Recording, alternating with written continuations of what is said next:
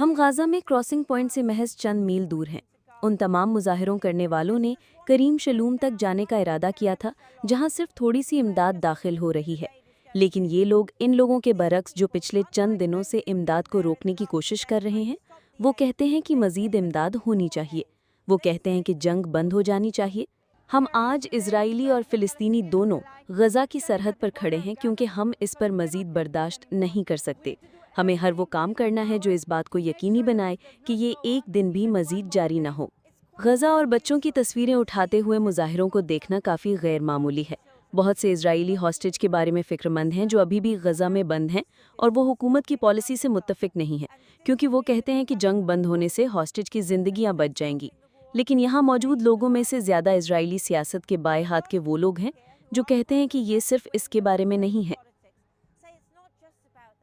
ہم نسل کشی کی مخالفت کر رہے ہیں، اسرائیل میں یہودی لوگ بھی، ہم فلسطینیوں کے ساتھ کھڑے ہیں۔ وہ اپنی تاریخ کا سب سے بدترین دور پیش کر رہے ہیں، 1948 کے ناخبہ سمیت، اور ہم بالکل خاموش نہیں رہ سکتے۔ اور وہ کہتے ہیں کہ اسرائیلی حکومت جو کر رہی ہے اسے فوراً بند کر دینا چاہیے۔